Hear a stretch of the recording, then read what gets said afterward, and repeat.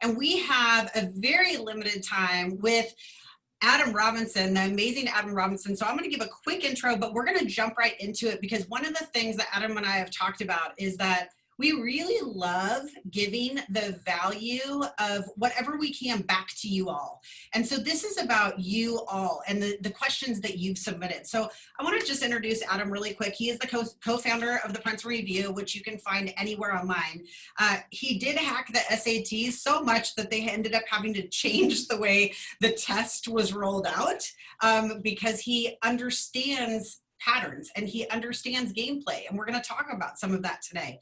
He wrote some books, no big deal, just for Warren Buffett for his birthday, not a big deal at all.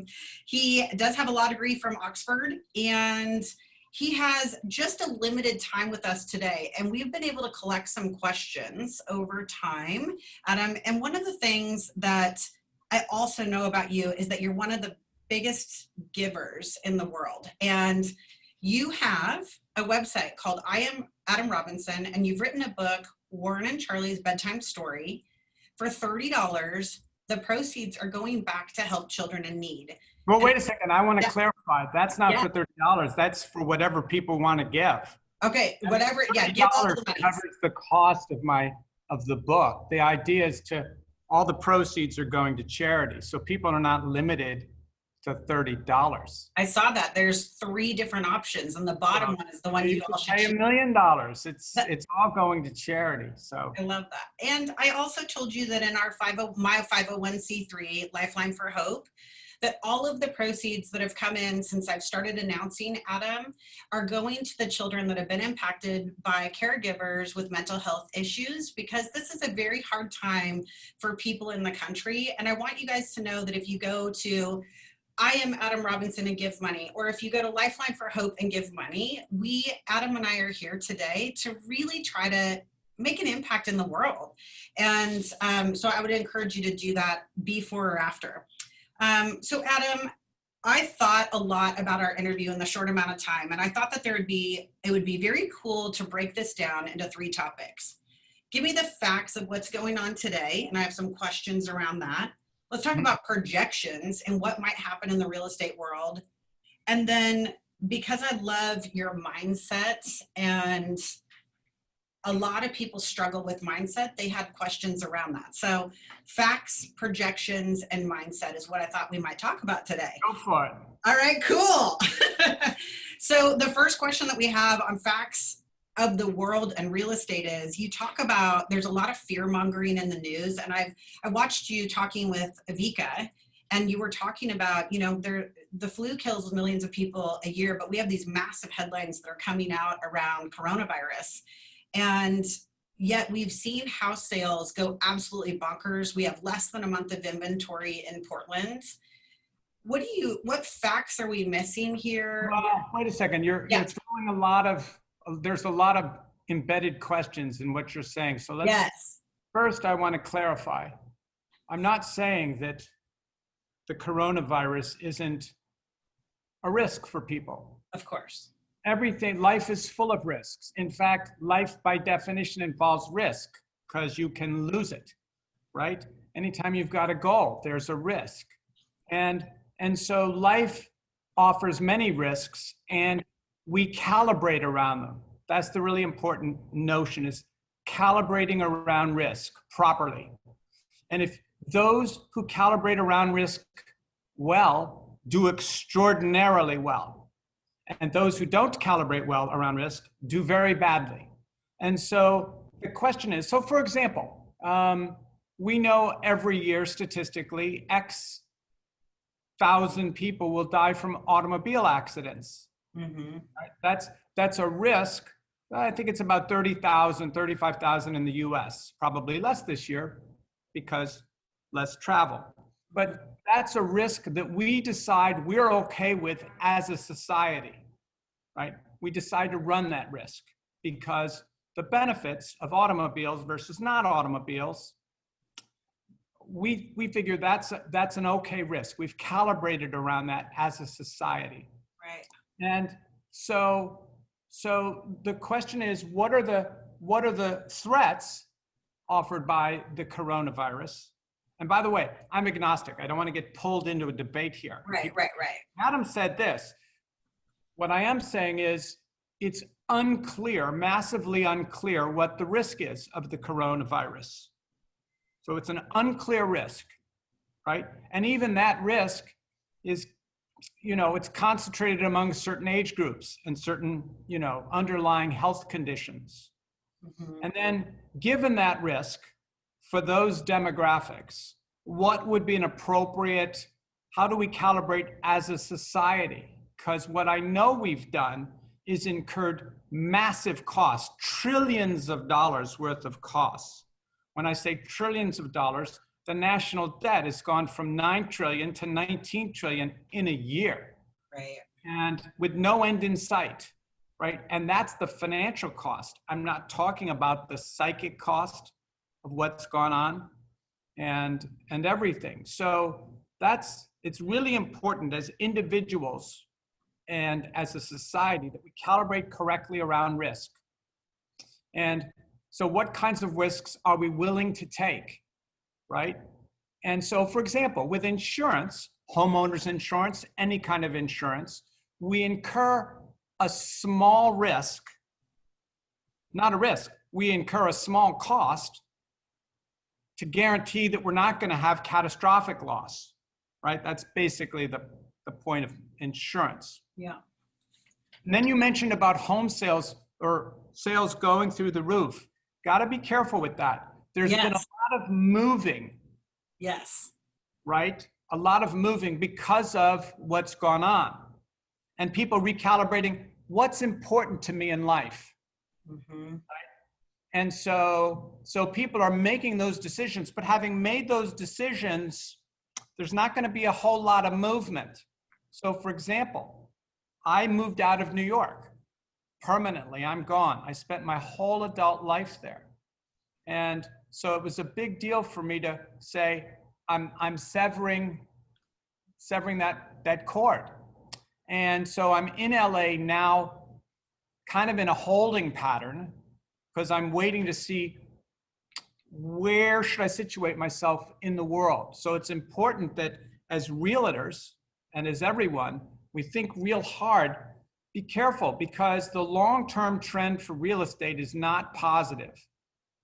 Right, because from what I've listened to you about and really studied was that, in fact, this was something that I wrote down, is that you talked about millennials not having children and that the population consumption growth is actually down and we have a shrinking population. So do you want to dive into that? So everything in life is an answer to a question. Mm-hmm. This podcast is an answer to a question for you. How can I share Adam and other people that I want to share their thoughts, their musings with my peeps, my tribe? And so this podcast is a way that's an answer to your question. And democracy is an answer to a question. How can we give people an equal say in their? Portland is an answer to a question, right? Everything is an answer to a question. Yeah. So is marriage. It's an answer to a question. And so the question that marriage is the answer to is, in what institution can I best raise a family and have children and raise a family? Marriage is the answer to that question. And I say that because millennials and Gen Zs are not interested in having children right now, not whatsoever. And there's been a population collapse that started roughly about 15 years ago. And when I say collapse, I mean the population in the United States and in every country in Europe, Canada, Australia, Japan, all the developed countries, I don't like that word, but are shrinking. In 2019, this is pre-COVID, right? Not 2020. More people died in the United States than were born. Now that's a problem. So you've got a shrinking population for one.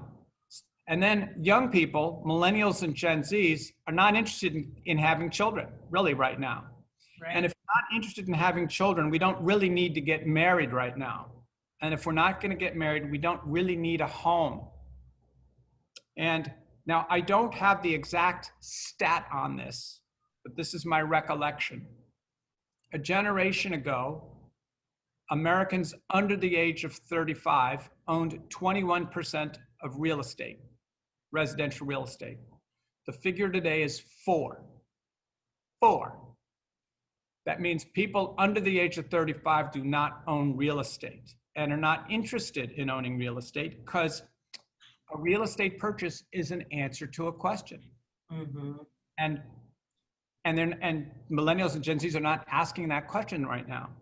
And that's a problem for baby boomers, right? Because baby boomers figured when they retired, in the front end of the baby boom, retiring, they're going to downsize. And in their retirement plan, they were going to sell the home.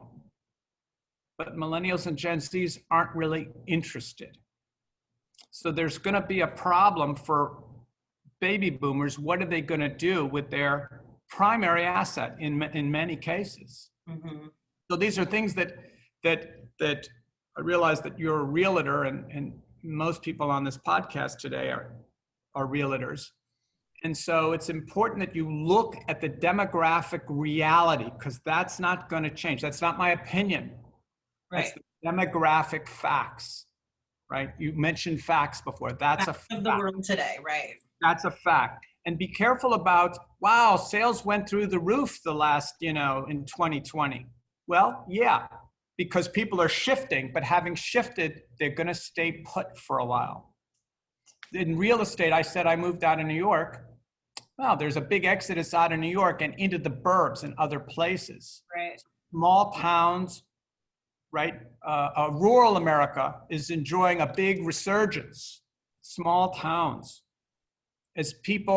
Small towns are now an answer to a question. Right. Where can I live for high quality of life? Right. Yeah. If I'm going to be locked in my house, is what you said right before we let everybody in the room, where do I want to be? And I think that is the question that people have been asking. And the answer was to, like you said, make the shift. So last question on facts of today, because then we're going to get into projections, which is, that's the answer to the question that we're asking right now is, okay, everybody's moved. Now we want to talk about projections. But one last question.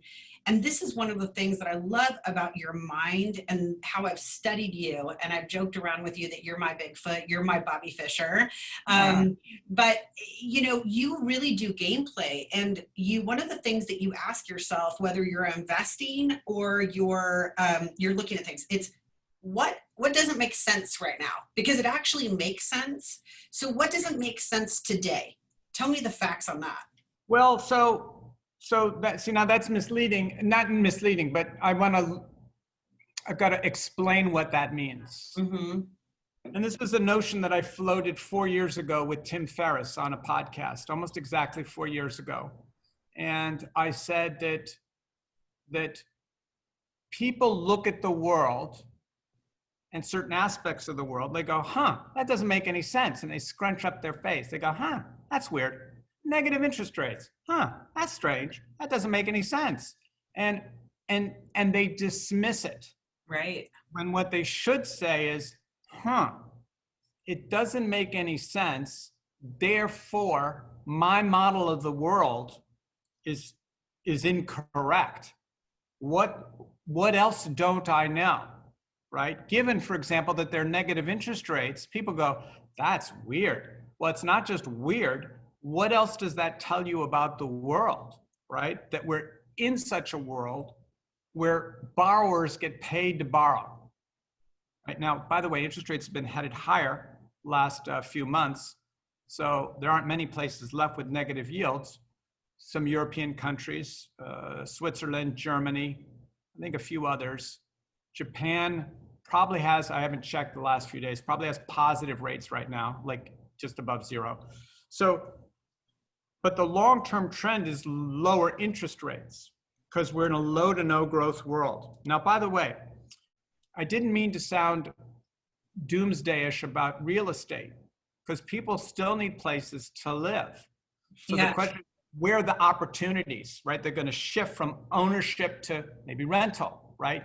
And to be alert and nimble and flexible about what questions are people asking, right? Now, not how can I own a home, but how can I find an affordable rental, right? Different question. Right. And golly, with all that, I forgot what the question was. What doesn't make sense to what doesn't make sense? Oh, that's right. Yeah. So what doesn't make sense? See, the thing is, everything in the world makes sense to me just because I'm not embedded in a worldview. Like I don't, so in my worldview, it doesn't not make sense that there are negative interest rates. Perfectly rational. In other words, I'm comfortable as Adam in Wonderland, right? Because this is a Wonderland world we're in right now. Who would have a year ago thought this is the world we were entering? And people keep thinking that it's going to change, go back to normal. It's not.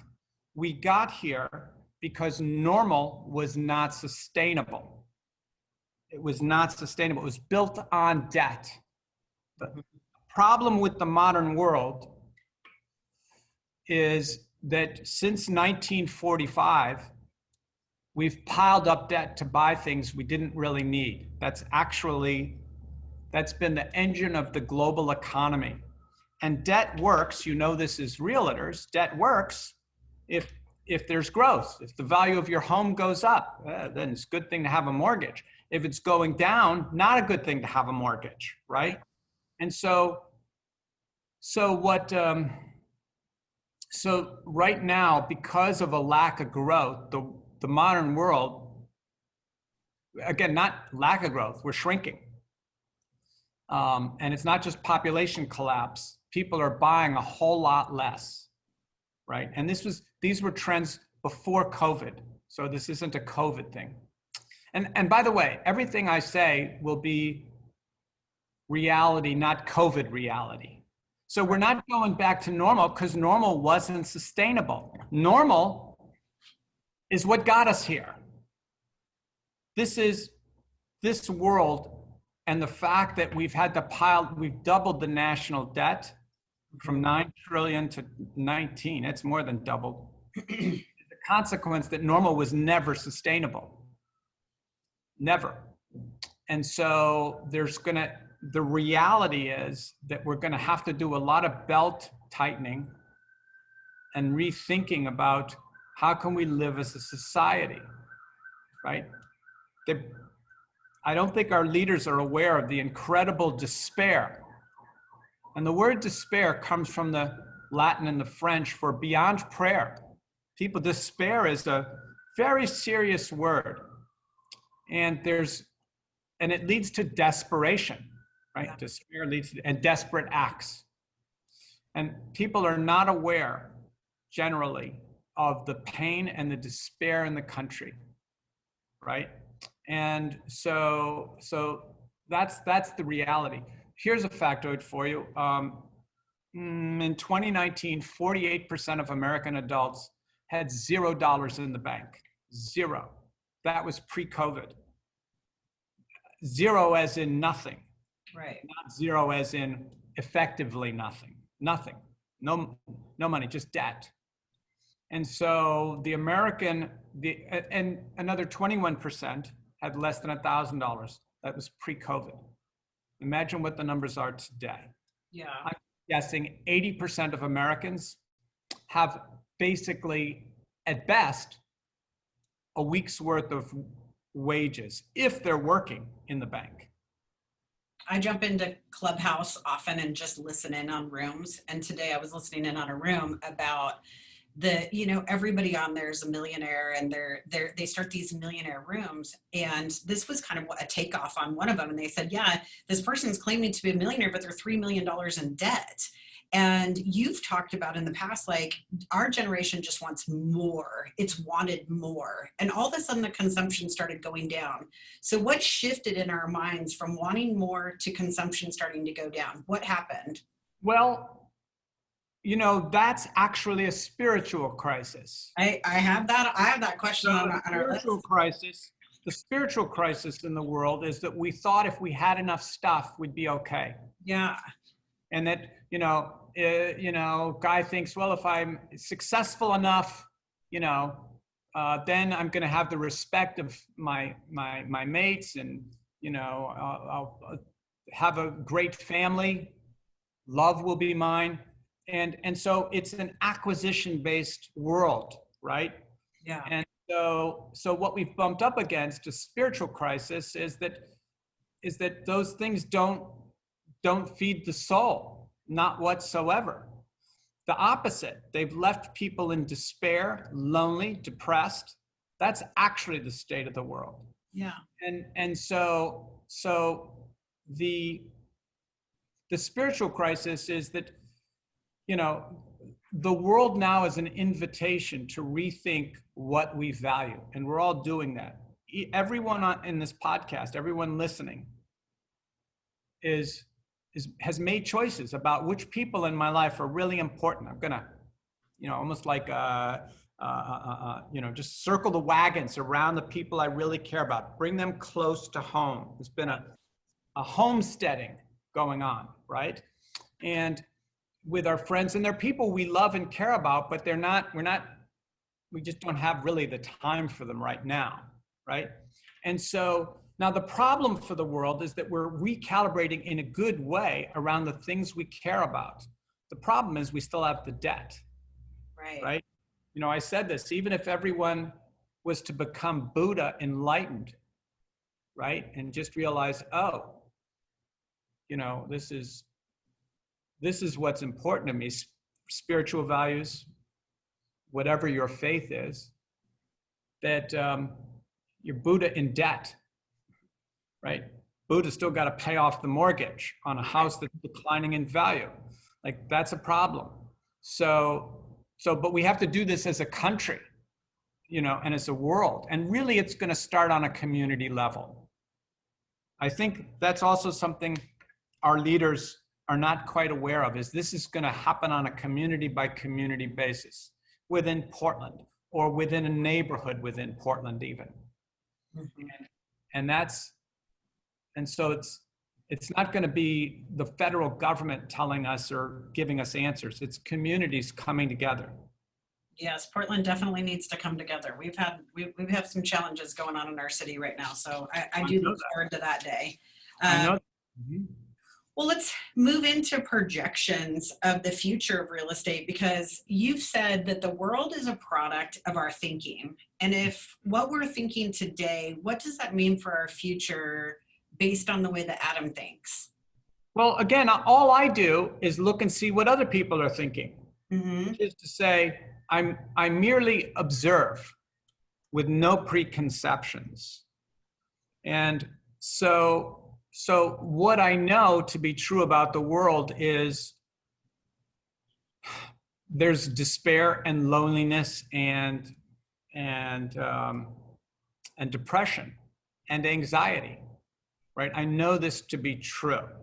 I know that, by the way, those of you who want to Google this, you can prove it to yourself if you just go to Google and type in, why do I feel so? Or questions like, how can I learn to? And you'll see the number one response, how can I learn to love myself? Imagine we're in a world where people go to Google to answer the question, how can I love myself? There's a more important question people should be asking, is simply, how can I love, right? If you don't know how to love others, you're going to have a hard time loving yourself. But, I'm not sure there are any easy answers, actually, which is why, the way to think about the world right now, because this is just the start, right? We're not going back to normal, because again, normal was not sustainable. Right. And it was really an illusion. It was the Truman Show. Those of you who ever saw the movie, The Truman Show. And now we see the world for what it is, unsustainable. So now we have choices to make, right? As family members, as friends, as community members, and to think of, constructing an ark, right? Like ARK. And because we got tough times, right? And that's the reality. And you can look at trends. By the way, a great blog on population trends is Economica. Economica. That's ECONIMICA, I think. Brilliant economist, brilliant. It's got all the numbers and stats on everything I just said. Really incredible.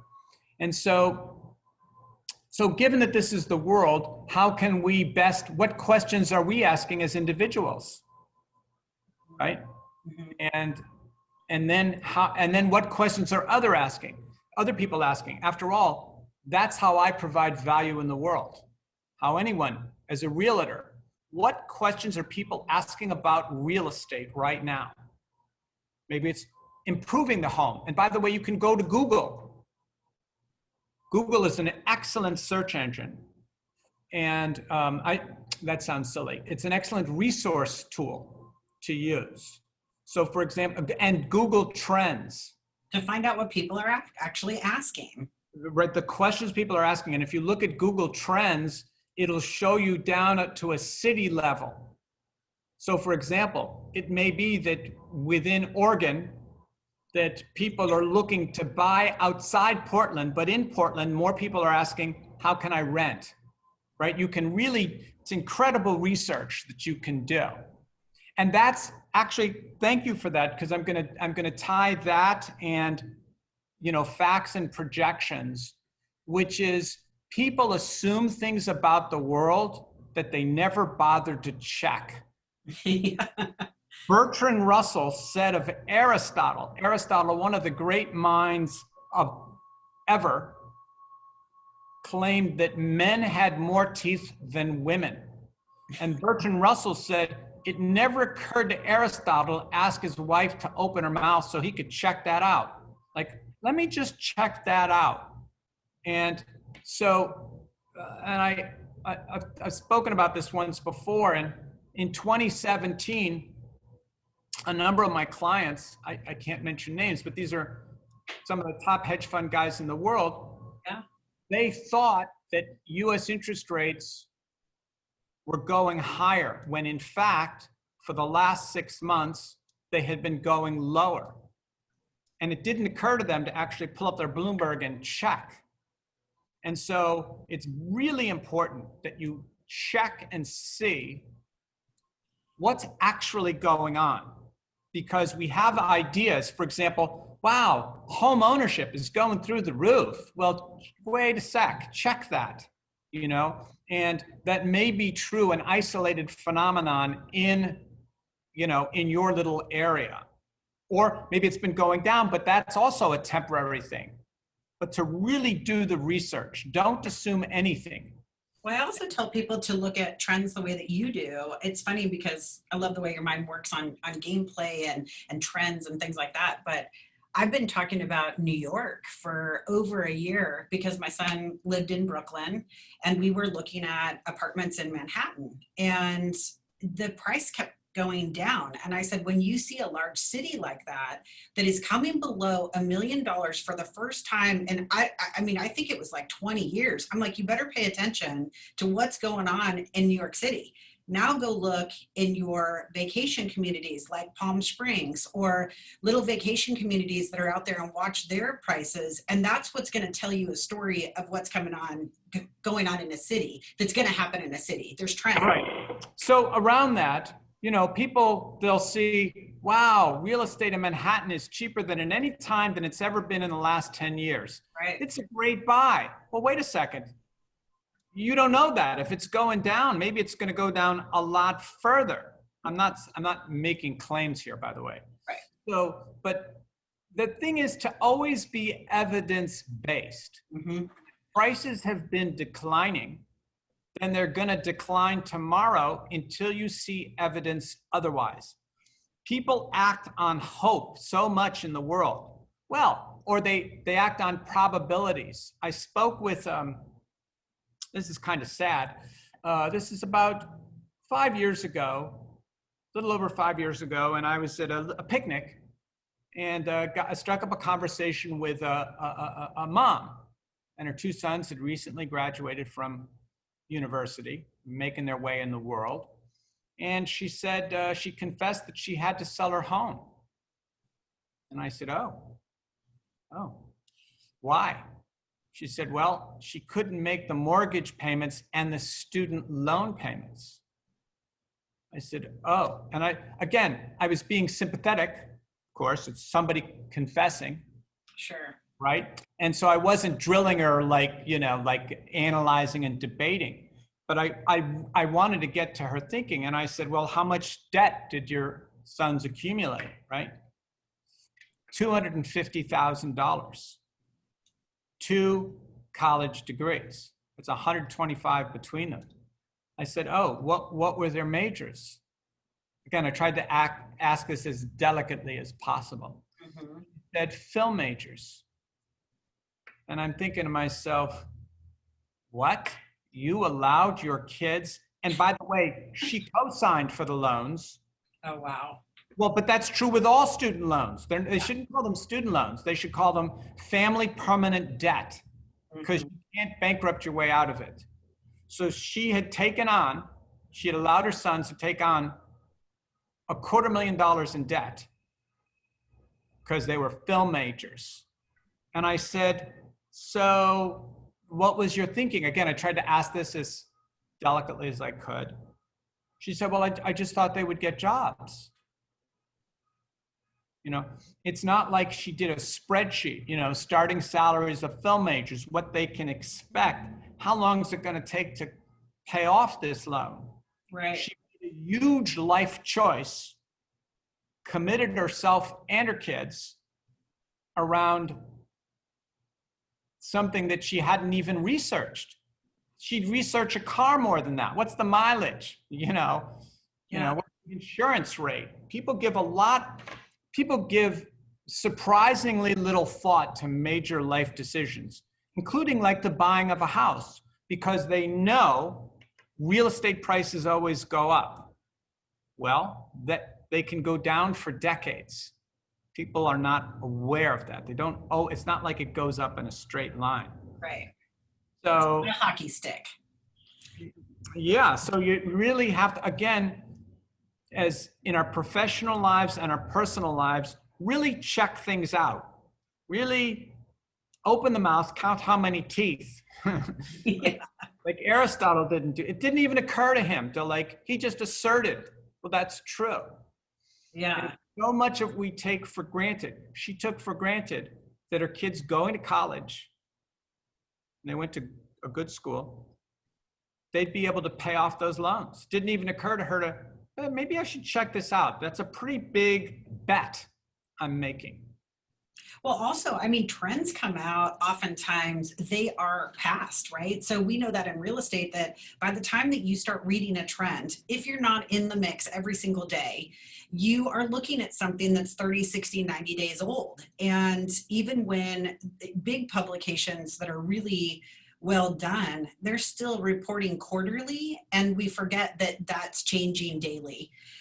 So I think that that's a really good point, and thank you for Economa and checking Bloomberg. I think that being evidence-based is really important and giving people some tangible things to go look at. Let me ask you this question, because you are one of the most, you got involved with AI before anybody else did. What's the future for the real estate agent? Well, so I got into AI in the early 90s, and because I've always been interested in the mind, and I was interested in, well, how can you take rules, mind-based rules, and apply, put them into computers, right? Yeah. Sort of the state of the art. And back then, when I wanted to run an AI model, literally it would take a week. I'd set my computer, I'd set up a model, and I'd hit enter and walk away from my computer, because it would take a week to figure out an answer that today you could run in a few seconds, or seconds. And so AI is interesting. AI is going to displace pretty much everybody. And I would think real estate, it's going to impact greatly, right?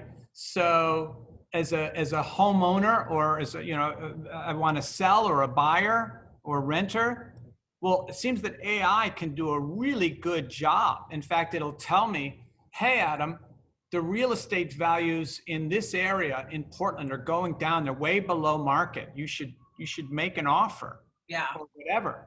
So AI, now, by the way, for a long while, people who can use AI can use it to their benefit for now. But it's just a matter of time before an algorithm gets better at everything you do.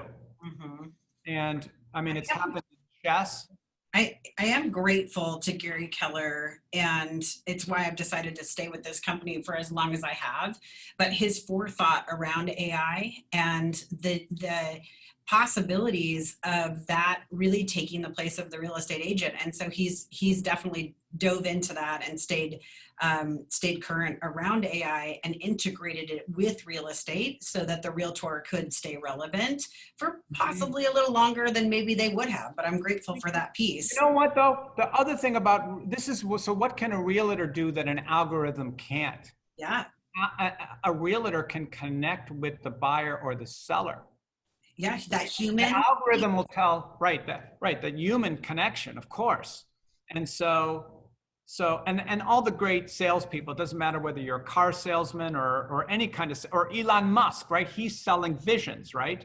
Mm-hmm. So the ability to connect with the person you're with is so key, right? It's such an advantage. And they, as a realtor, you could know that this particular couple, like, they're stating one thing, but their bodies are saying another, right?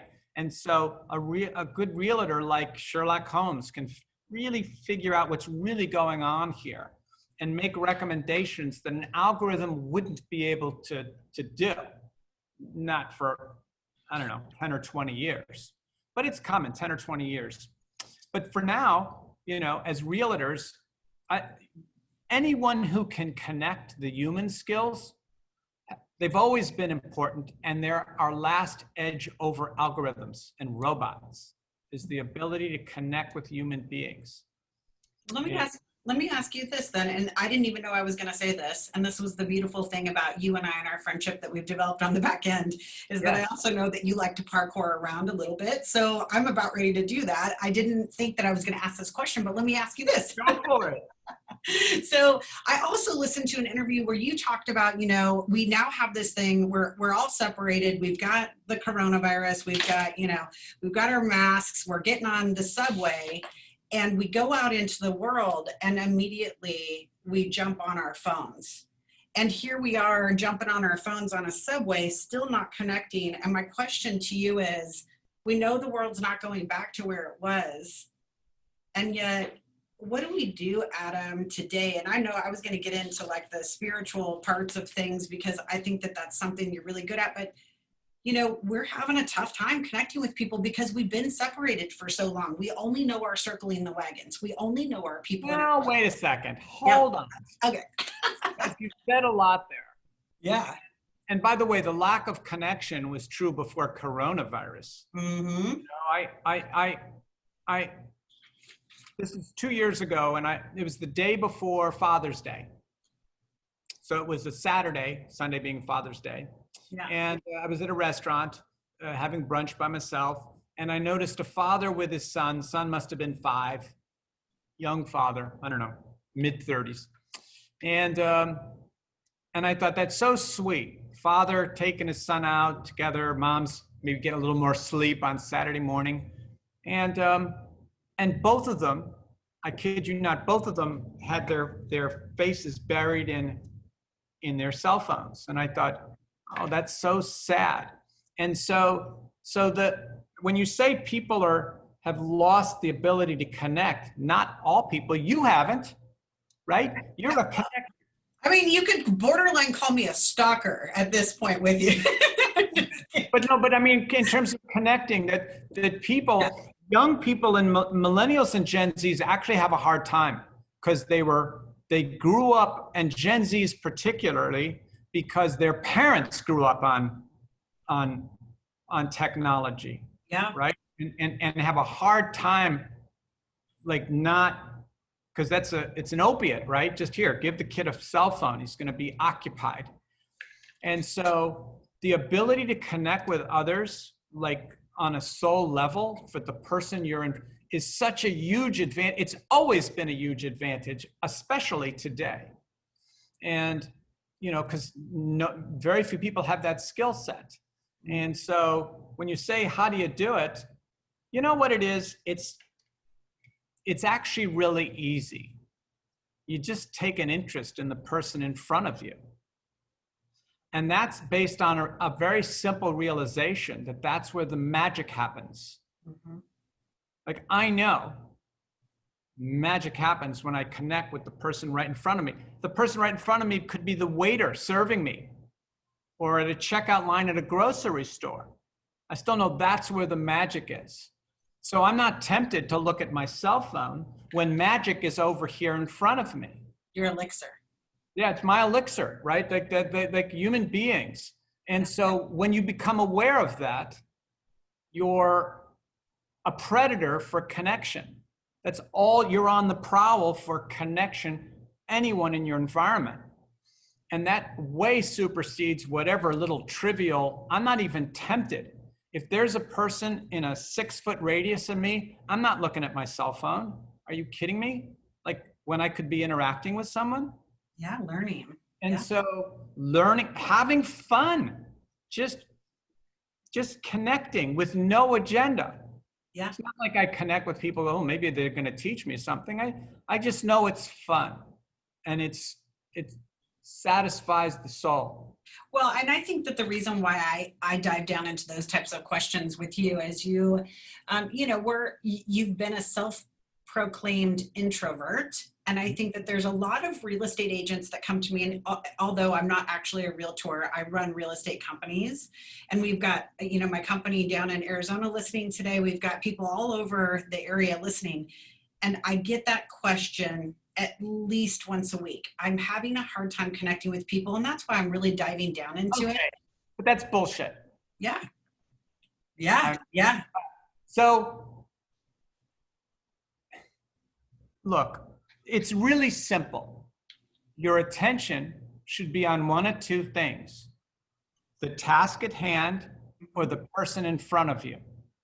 When I'm alone, when I'm at home alone, my attention is 1,000% on the task at hand. And when someone's in front of me, someone's in my environment, my attention's totally on that person. If you're introverted or shy or whatever, where's your attention? It's on yourself. It's not supposed to be on yourself. It's real simple. If your focus is on the other person, anxiety goes away. I would say you're self-confident, but that's a lie. You're not even aware of yourself. Like right now, I'm aware of you and your smiling face. I'm not aware of myself whatsoever. And so it comes across as self-confidence, but I'm not. I'm just not aware of myself. And so with people who say, well, I'm really introverted, I have a hard time connecting with people. What? Just as soon as you become aware of the joys and the pleasures to be had, and your attention is focused on them, what's there to be self-conscious about? Like, it's pretty simple. It's nothing to think about. There's no technique. It's not like, how do you become a better salesperson? I'll tell you, it's real simple. Just connect with the other person. Just take an interest in whatever they're in them, whatever, just in them. That's all. And then I've always loved that. I love listening to that every time that I've heard you say that. And that's exactly what I wanted everybody to hear from you today is get out of your own way. Stop thinking about yourself and ask yourself, what is sitting right in front of you? So I love that piece of it. And by the way, that goes, especially as a realtor, you're showing someone around. Connect with that person. Don't think about making the sale. Right. Just connect with that person. Because if the sale is right and you've connected with the person, you'll both realize it. And when you connect with another human being, that person wants to be around you. Yeah. They want to do business with you. If you don't connect with that person, they're not going to want to do business with you, even if it's the best deal around. They're going to go, I'm out of here. You haven't heard a word I'm saying. You're not even listening to me. You're trying to sell me something. The way to become a great salesperson is not to think about selling. It's to think about connecting. And when you connect with anyone, really, you can move mountains. They'll do anything. They'll be eager to do business with you. And by the way, connecting, you may go, you know what? You shouldn't buy a home. Even though I sell homes, you shouldn't buy a home. And you've just made a friend and a connection, and that person is going to send people to you. Yeah. Yes. Doing the right thing. I definitely believe in that too. Okay, so let me just see. I thought this was a really good question, and I'm going to ask you this. Let's see. It says, it seems that the hotel industry will continue to decline due to COVID concerns, and the shift towards Airbnb bookings will probably go up because it's individual. Would you say that that strengthens the case for investing in rental real estate? So again, notice that the question began with, it seems to be happening, right? Right.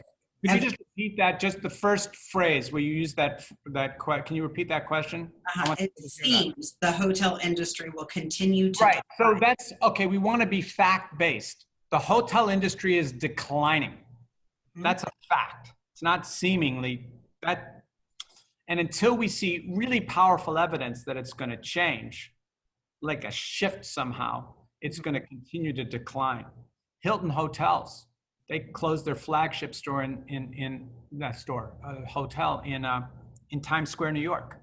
That's a pretty serious statement about the Hilton Hotels' long-term view of hotel prospects in one of the premier markets in the world. So given that, and Airbnb has been doing fantastically well, that's for sure. They've nailed it. And again, the thing about Airbnb, if you think about it, is Airbnb is flexible, right? Whatever I want, I can find on Airbnb. I can find it furnished, I can find it this kind of decor, whatever, this neighborhood. So it's very customized. Yeah. So rental properties, again, do your research. Instead of me making a blanket statement, it may be true in Salt Lake City, but not true in Portland, right? Go to Google Trends and just, for example, type in apartment rentals. And you can do that on a city by city level, and you can look the past 90 days. I like to zoom out, look like the last 15 years, and you'll see oh, it's really going up. Apartment queries are going up, and home ownership. You can also compare trends. Here's an example of a trend that hasn't changed. The COVID has only accelerated. Pet ownership.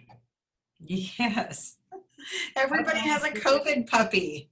But remember, but it's not a COVID puppy. That's the point. It's a loneliness puppy because people aren't getting married. The puppy is now the answer to, I need some kind of connection in my home because there's nobody there but me. So pets ownership going through the roof. So is plant ownership. Plant ownership within a home going way up. And that was pre-COVID. People were spending more time. They wanted life in their environment.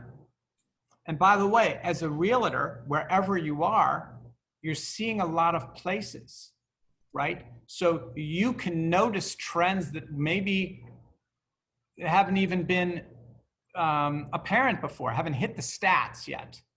And to be nimble about that, because you can pivot and go, wow, I have a little side business, plants on demand, in my region. Because the home ownership is going through a roof and people are stocking up on plants, whatever it is. And there's something, if pet ownership is going through pet-friendly neighborhoods, right? Or whatever, you have other kinds of stats, not just the SAT of the school or the ACT of the local high school. So again, what questions are people asking? and do the research on the trend. So not base it on what I think to be true, right? Right. All right. Now we're going to get into mindset, which we've already been talking about mindset, but I really want to talk about your mind and mindset. If you could create game theory in real estate, what would be the game? That's my question, actually, because I like games too. And I've made jokes for years that if you are a real estate agent, think about playing, remember like Chutes and Ladders, you're going to roll the dice that day, which is your lead generation to find your next client. You are going up your way. And then all of a sudden you have a ladder, you lose a sale or whatever. But I always think about just very simplistic games. But if you were going to create game theory and the bigger So thing. game theory though, when I use game theory in terms of predicting markets, I predict markets because I know that one class of investor will spot risks or opportunities before another class of investor. So I don't try to understand the world. I just try to understand people's thinking about the world. And I can tell when that's going to change. And so, with real estate, I would look for, again, not what do I think, Adam, but you or anybody, in listening, is not just what do I think as a realtor, but what's going on in the world. For example, there might be trends that are happening in Nashville that are precursors to trends that'll happen in Portland. Right. So that's a way. What you want to try to do is look to see what are people doing and try to find trends and get in front of them, right? That's really the name of the game. Or at the very least, not to fight a trend that's ongoing, right?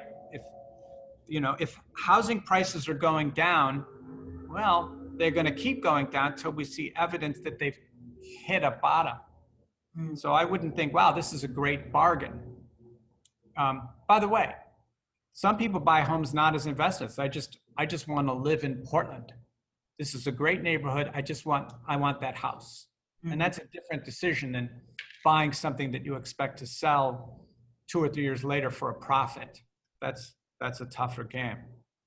So the way that you've talked about things in the past is, you follow metal traders as well. You said in an interview one time that you don't listen to economists because generally they're very wrong. They're always wrong. They're always wrong, and that you follow metal traders to watch what they're doing. If we were, sitting here in the real estate world, who are we watching instead of an economist that's always wrong? Okay. Yeah. Yes. So good question. That's a really good question. So I just want to clarify. I look at metal traders to predict interest rates. I don't look at metal traders to predict, fashion trends next year, Right. or even housing trends, right? So I look at metal traders around something very specific, which is to predict interest rates. And they're uncannily good at it. Even though they don't try to predict interest rates, they're just predicting metal demand is actually all they're doing. So one thing is to look for precursors of trends. Now, Google used to have this great, it's called Google Correlate, but they don't have it anymore, which is a shame. But you could look, Google Correlate, I'm going to tell you what it used to do, and then there's a way to kind of do it on your own, is you could type in a search like honeymoon destinations. And then you could look back and forward in time, people who looked up honeymoon destinations, what were they looking for 3 months earlier? It was so cool, right? And maybe that was like wedding locations, right? Mm-hmm. Or wedding planners or whatever. And so maybe the thing to think about when you're looking to try to anticipate trends is what do people look for before they decide to sell? Okay, I love that. Maybe they look for home improvement loans, right? I have no idea. But maybe that's a precursor to intent to sell. Mm-hmm. Home improvement loans, like I'm going to improve my place and then I'm going to sell it, right? So what in Google Trends, just try to anticipate, or people buying, or for example, let's say I was in the hotel industry, Mm-hmm. and I wanted to find out when is it going to bottom, right? What things would people be looking for that would tell me there's a bottom in hotel, it's coming, right? So like what searches do people make before hotels? Maybe, for example, I think people think about destinations first, right? I think I want to go to Lake Como, Italy. So what hotels? Then I'll look up hotels in Lake Como, right? So before I think about owning a home in Portland, maybe I just look up Portland, you know, like things to do in Portland. Maybe that would be a precursor. People think about it. People are looking for things to do in Portland.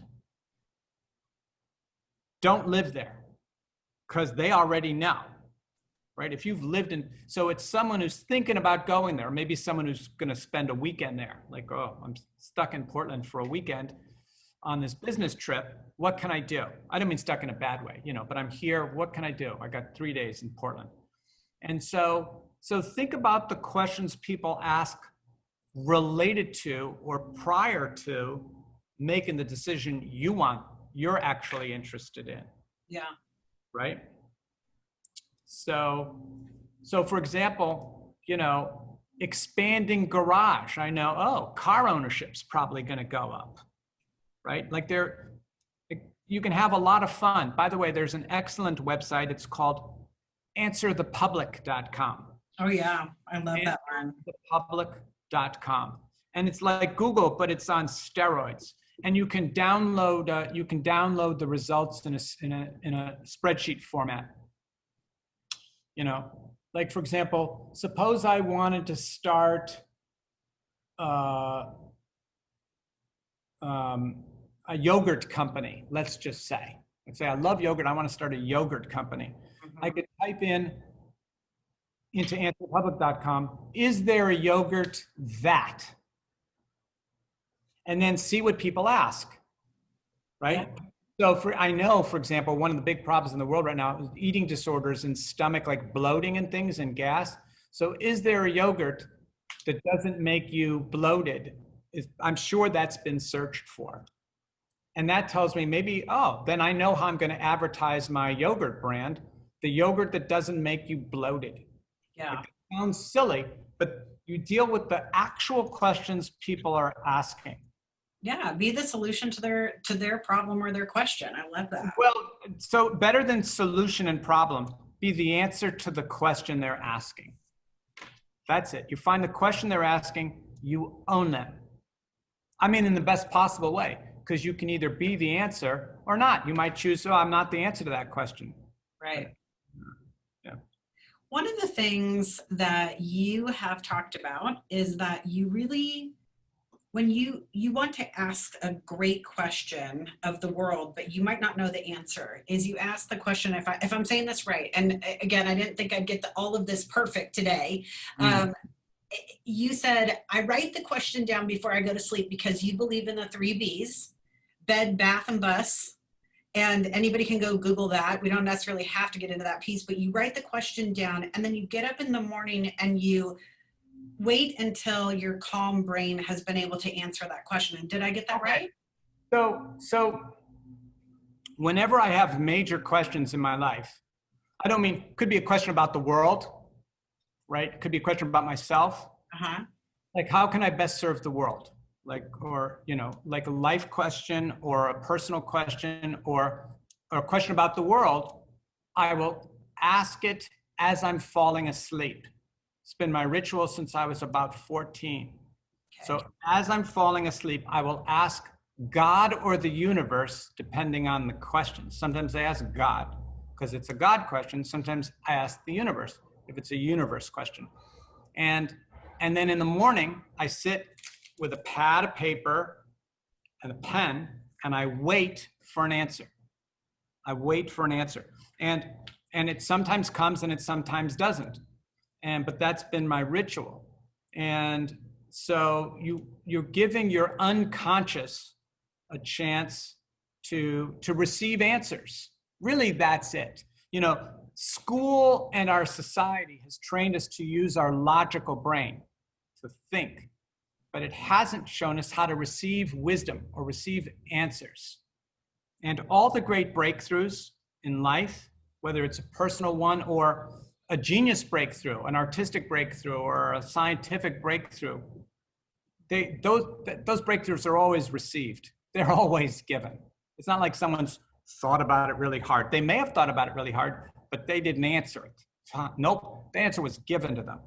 And for me, I know that when I go to sleep and I wake up, that's my ritual. There are other times in the day, like late at night, like say 8:30 to 11 at night is a good time for me to receive answers. Sometimes they just pop into but I think all of us, as in our professional lives and our personal lives, have got to get in touch with a way to receive answers, which is a form of prayer, right?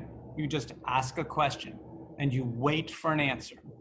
That's all. There's a simple question and you wait. It'll either be answered or it won't. And you can get answers to other things you weren't even asking. Oh, wow, that's a great idea. And I got the idea for Princeton Review. It just came out of the blue. Boom, popped into my head. And so all ideas about markets, everything, it just pops into my head. And by pops into my head, I mean I've received the answers. And then I can work it out. And I think you put yourself in the way of information as well that swirls around in there, and you put yourself in the way of other human beings. And I think that that's a good lesson for people to learn being on this call, is that, you have to put yourself out in that way, and you also have to allow yourself thinking time, for sure. Oh, well, yeah. I mean, Buffett and Munger spend their whole day reading and thinking. That's it. That's all I do. Read and think. And I come up with lots of ideas and I test them all day long. I'm coming up with ideas and testing them in the world. By that, I mean in investing and stuff. I go, I wonder if there's a connection between, European financials and US financials when interest rates go down. Let me check that out. And I go, oh, nothing there. I go, that's okay. I'll check something else out. So I like experimenting. Oh, that's another thing. This is really important because a lot of you guys, you're all realtors, but in everything. About 3 years ago, I was walking down Fifth Avenue in New York, and I saw 3 young kids, early 20s. Yeah. And they were trying to stop passersby on the sidewalk. It was a nice summer day, to give money to SaveTheChild.org. Save Children, I forget the exact name, right? We all know that organization. And people were just pushing on by. I was with a friend and I said, hold on, so I went up to them and I said, I'll give you $500 if you'll listen to me for 5 minutes. I said, you interested? They said, yeah, we really are, because no one's stopping. I said, I listened to you guys for about 5 minutes, and each of you goes up to each person walking by and you say exactly the same thing. Excuse me, sir, do you have a few minutes to talk? And the person says, no. Why aren't you guys experimenting with different, hey, sir, you hear the joke about the 3 guys, like, I don't know, but you find something that works. They weren't experimenting. When you go into McDonald's, they will always ask you, do you want fries with that order? They ask that question, as my memory serves, a 17-year-old girl who worked in a McDonald's, I think it was in Cleveland, discovered that when she asked that question, a lot of people said, sure, throw in some fries. And then because McDonald's is a franchise, they then said, what the heck? That's gotta be part of our script. Stand-up comedians know this. They're always experimenting to find what makes a joke funny, what gets a laugh. And so each of us in our lives have got to be more experimental. Like those kids, they're just asking the same thing for everybody, and no one was stopping. instead of experimenting. Hey, let's try this. Maybe women respond more to this and men respond more to this. No, they had their little pitch and no one was stopping. Mm-hmm. And by the way, that's a corporate problem, right? The corporation, which is a nonprofit, should have trained the kids. Just today, just everybody in the country who's out today, experiment and then report your results back, because we want to find out the best pitch line to get people to give money to a worthy cause. Right? Experiment. I love that. I love it. I know that I only had you for an hour. We've gone over by about 7 minutes. Oh my God. Gosh, 7 minutes. And I want to respect your time because you have been so gracious. You don't have to respect it, disrespect it. Okay, let me get a little parkour then and disrespect it a little bit more. Is that cool? Disrespect okay. the way. All right.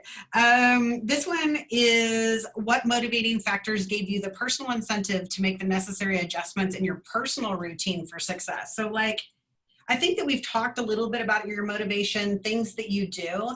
Is there anything that you would say to someone today? Hey, look, you're stuck in this direction. And I do know that, I think I know how you might even answer this after the hours that I've listened to you, because you had gotten stuck at one time in your life. I've gotten stuck plenty of times. And what do you do? What do you do? Well, so the secret, really, if somebody said, Adam, you can only say one thing to anybody in the world, and that's it. They're only going to hear this one sentence. I would say this: if you're not getting the results you want, change what you're doing. If you're not getting the results you want, change what you're doing. And so now embedded within that, first, what do you want? Right? What kind of results do you want? What people do is they try more of what it is they're already doing. Like, I made 100 phone calls last week and I'll make 200 this week. Maybe if 100 didn't work, 200, I got to do more, or more money, or I'll try harder. No. In fact, change what you're doing, change what you're wearing, change your greeting, right? Adopt an experimental, like, I have no idea what's going to work. Let's just see here. And it was, Rudyard Kipling, who said, if you haven't got what you wanted, you either didn't want it bad enough, or you tried to negotiate over the sales price. You tried to negotiate over the price. If you want something, you'll do whatever it takes to get it. It's as simple as that. And if you don't want it, you won't. Now, people sometimes say, oh yeah, I really want to run a marathon. I go, oh, that's great. How many miles did you run this week? Well, I didn't run any this week. Oh, I really want to write a book. Oh, wow. Really? How many pages did you write? Well, none so far, but one day I really want to write a book. Well, there's no evidence of that. But when you figure out what you want, then you just adopt a playful attitude. I'm just going to experiment till I get it. And it's really as simple as that. So there's nothing, and that's the mindset. The mindset is one of playful experimenting. Like, I'm not going to be attached to the results, and I've tried a lot of things and failed at a lot of things. I went, oh, I'll create some artificial AI software that'll grade essays. People will love that. Well, I did, and it was really good, but it didn't seem people were that interested. So I said, okay, on to the next thing. And so sure, I've tried lots of things and failed at, I don't want to say I failed at them. I succeeded at them, but nothing came of it.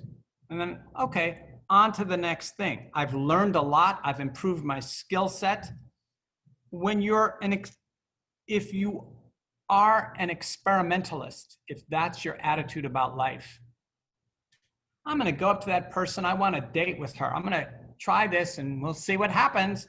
If you're not attached to the results, you'll learn something. That's the thing about an experiment.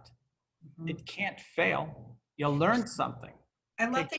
Yeah, you just talked about, a person that wants to be a writer, but they haven't written anything. And one of my team members is a guy named Brian, who is one of my dear hearts. And Brian has wanted to be a writer and a screenplay writer. And he said to me one day, Leanne, how do I get a mindset like you have? If I think over here, and he's also my CFO, and he is one of the most brilliant minds I know, but he said, I want to be dreamy and I want to think, and I want to think about bigger possibilities in the world. Would you recommend experimenting, or are you reading a book right now? I don't know. The thing is to play to your strengths, and Tim Ferris asked me that question. He said, Adam, you've known a lot of amazing people in your life, right? Bobby Fischer, Warhol. Yeah. I love that picture of you and Warhol. What's the common denominator? And I said, they were all childlike, all really simple. And they all had a hammer, one hammer. And they just looked around for nails. They were really good at what they did. Yeah. That's all and that was really their genius, was finding nails for my hammer, and not try to be something that he's not. I'm not saying he, of course, isn't. Maybe he's a gifted poet, I don't know. But you can wish for things that you're not, instead of embracing who you are and going, wow, I'm just this logical machine. I'm Sherlock Holmes or Spock, and I can't write poetry, but by gosh, I can think through any problem. And so I think that's important for everyone, to find out what you're really good at. And, when I say hammer, I mean like Thor's hammer. It's really good. And then you just look for opportunities to use that. And so, yeah, instead of wishing to be something that you might be, but you're not as good at that as your real core strength. I love that. What book are you reading right now? Golly, I'm not reading any. I'm too busy writing them and doing other things. That sounds, but really, I'm 2 books I'm writing, and I don't have time to. I wish I had time to read. I don't. Yeah, you wrote a book, How to Be Less Stupid, and How not to be stupid. How not to be stupid. And I've listened to a lot of podcasts and conversations, and you've described it. Although I have not gotten a copy of it, I'm planning on stalking the person that has a copy of it next. It's not out yet, but yes, okay. So, what's your question? Well, I love when you, in the description of the book, and one of the ways that people become stupid is emergency situations. And I looked at COVID as an emergency situation that actually happened to us. And quite frankly, back in March, I made a lot of really stupid mistakes because I felt like I was in an emergency. However, there is something that happened to me personally, and I think that people needed to hear this about your book, is when you are in an emergency state, do nothing. Well, so I'll put it differently, because you don't have to wait for an emergency. But certain factors will put you in what I call the stupid zone. And if you're in the stupid zone, you're going to do something stupid, for sure. So the factors that put you in the stupid zone, you don't need all 7. I'm going to list 7 factors. You don't need all 7. Any 1 or 2 of them, you're like already going to be in trouble. Being outside your normal environment, being in the presence of an authority, being in the presence of a large group of people that are just like you, right? Like demonstrators. Being in the presence, any task that requires a high degree of focus, multitasking, physical or emotional compromise, and the trigger usually is a sense of urgency, right? And urgency, so all 7 factors are present in US hospitals. US hospitals, this is pre-COVID, are arguably the most dangerous institution in the United States. The current roughly 1,000 people a day in the US die from hospital error. Error, not you went in with a heart attack, we couldn't save you. I mean, you went in with a broken arm and you didn't come out. Hospital error causes 1,000 deaths a day in the US. And that's an official estimate. Like there are a bunch of estimates, they all cluster around that. And hospitals are always in a state of emergency, right? And all 7 factors are present. And so the world became stupid around the emergency of the coronavirus. Like, got to do something right now. Okay, lock everything down. And instead of pausing and saying, before we do anything, we're gonna spend a couple of weeks studying the problem, instead of doing things that might make things a lot worse. And that's led to other crises. We're still in a state of emergency. And again, if you're in the stupid zone, which is what an emergency creates, you're going to do stupid things.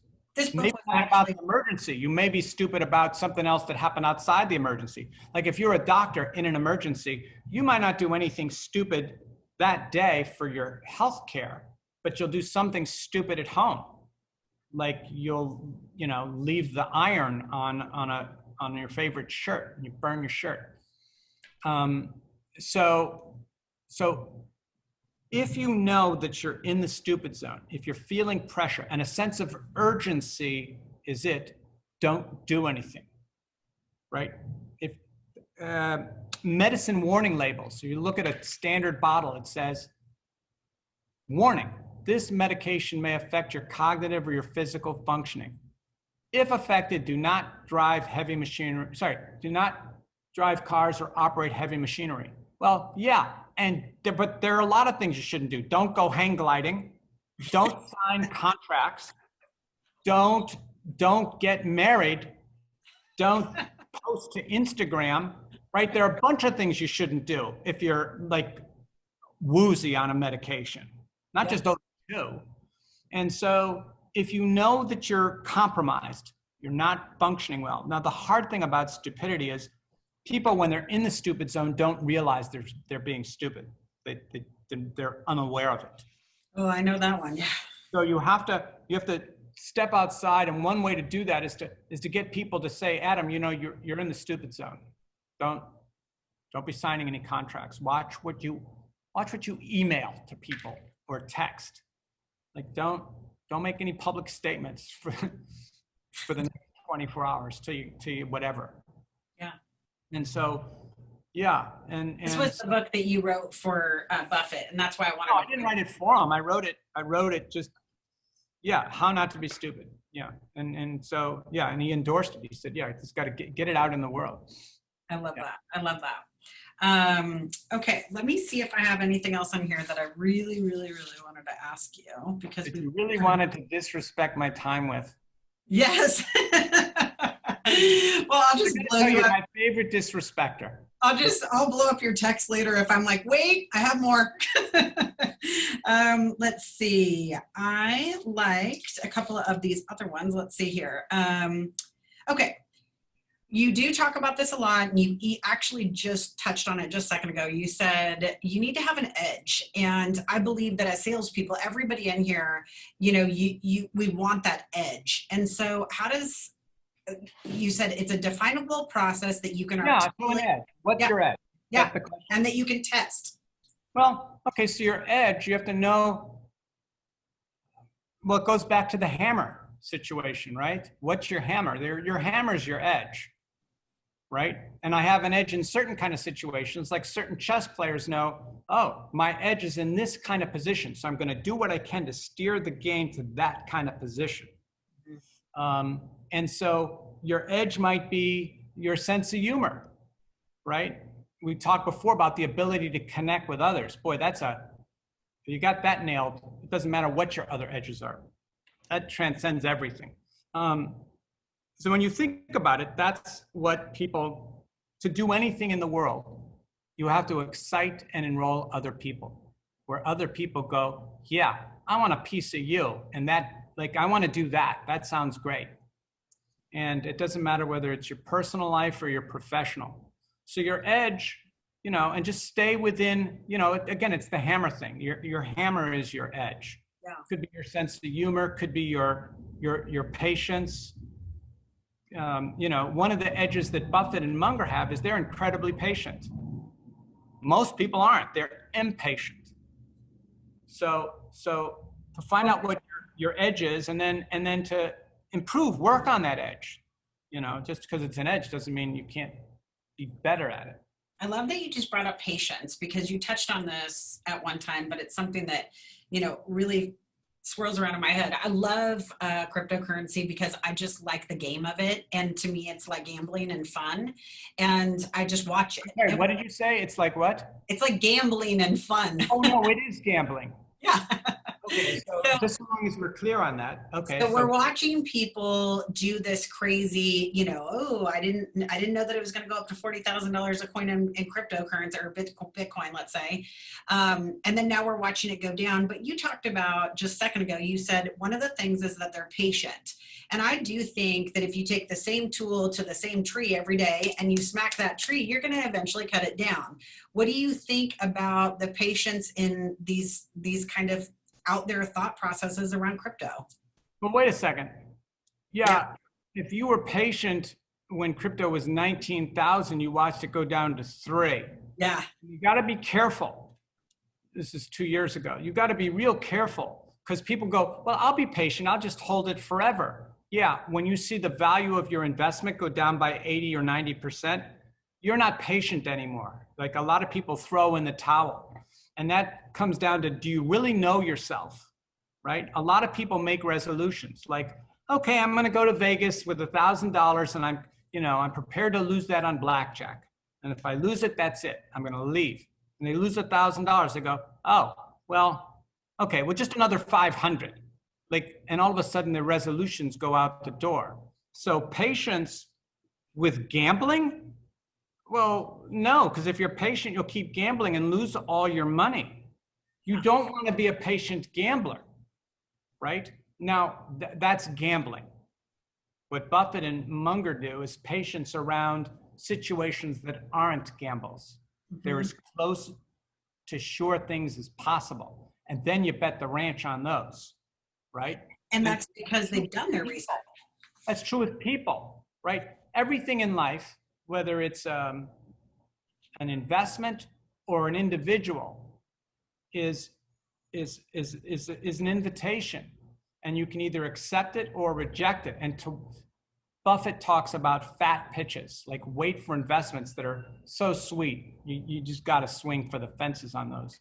And people are like that, right? Sometimes you meet a person and go, oh, that's an amazing person. Just like that's an amazing investment opportunity. And I'm not going to let that one get away. And so whether it's a friend or more. And so yeah, to recognize, that's where patience is involved, not in gambling, but in not gambling and waiting for really great moments. In the same way, the hammer is they look for nails and they wait for nails. And you're like, oh, there's a nail, wham. And I just doubled my money, right? Like that's where the patience comes in. Knowing your hammer, waiting for the nails, and recognizing a nail for what it is. So to be clear, you do agree that cryptocurrency is a gamble, or you're saying— Definitely gambling. It's definitely gambling. Look, I'll tell you, crypto, a Bitcoin could be $100,000 a month from now. It could be $2,000. Neither figure would surprise me. Yeah, me either. and so if it's, people have bought it and it goes up, they go, see, too bad, I told you it was going higher. And if it goes down, people go, see, I told you it was a bad investment. Right. And like, okay, the thing is, there's so many sure things in life. Like, I'll tell you, the surest way to ruin is to look for shortcuts. I mean, there are more efficient ways to do things. That's not what I mean. But the real shortcuts, like, wow, Bitcoin, I could double my money in a few months. I'm going into Bitcoin. That's a shortcut. That's like, you're looking for a way essentially to cheat how long it takes for things to happen. Right. Like, oh, with $1,000, if I leverage that in the Forex market, I could make $1 million. Yeah, and you could lose it literally in 30 seconds. I find that actually true with a lot of real estate agents. They look for the shiny object that's in front of them and think that there's a shortcut. And one of your philosophies is, look, hard work is not a bad thing. You have to work hard at things. Yeah, you want to be efficient about it, right? Yeah. I'm not saying you shouldn't. There aren't more efficient ways to do things and little hacks. Sure. But they're not, you've got to put in your hours, and it takes a while to grow a fortune. And someone who thinks that they can like bypass that, and every year there's a new group of, oh yeah, I'll try day trading. Oh, good luck entering into the gladiatorial pit. I know. You're going to eat your lunch. I'm going to go get my Bloomberg monitor after this. No. Is there anything else that you want to share with us? And, you and I have chatted a little bit offline, but really, is there anything that we can answer for you? Or is there anything that you want to leave us with? Well, just if you think about the points, it resonates around, the importance of connecting with other people without any agenda. Yeah. That's so without any agenda. Don't think of yourself as, oh, I can sell them a home if I'm nice enough or if I connect enough. Oh no, you got to get rid of the if. Yeah. Agenda's got to be solely because people, they'll intuit, they'll know it's not genuine, right? But if you come from that place where you deeply take an interest in human beings, you'll do really well. That combined with a willingness to work and experiment. So you find out what your hammer is, find out what you're good at, and be playful and engage others. That's what life is about. And connecting with others, because you can't do it alone. And that's one final thing. Instead of how can I think, who knows how to do that, right? There's someone with an answer out there. So there's no one thing. I guess that would be it, kind of. I love that. I think that connecting is so valuable. I want to remind everybody on the call today that if you go to I Am Adam Robinson and you click on the top where it says books, you can not only get a copy of the Warren and Charlie bedtime story, which isn't a kid's book. It's an investment book. It's a life book. It's not a kid's book. Yes, we all want investment books. So go buy your book. You're going to be making a donation. There's also an extra donation that you can make at the bottom, and you can make it as large as you want to. Please go support children in the world and children's charities. Adam has been so gracious to give us your time. And I truly want you to know that this is a massive gift. I'm so grateful to you, and I feel like I'm in a dream. I want to pinch myself that you said yes today. So thank you. It's been a lot of fun. I'm so glad. Really, I had a blast, and I'm sure that in your disrespecting my time, that in your charming, inimitable way, that people have gathered something they can use. And so thank you for the opportunity. I had a blast. All kidding aside, I had a blast. Good. I'm so glad. I appreciate you, Adam. Take care, and we will see you in the world of social media. Yay. Okay. All right. Have a great day. Okay, bye. Thanks for joining us today on Getting to Know Your Realtor. This episode was brought to you by Lifeline for Hope. Be sure to catch us on Apple Podcasts, YouTube, Stitcher, and be sure to subscribe. Thanks so much again for joining us today. Have a great day.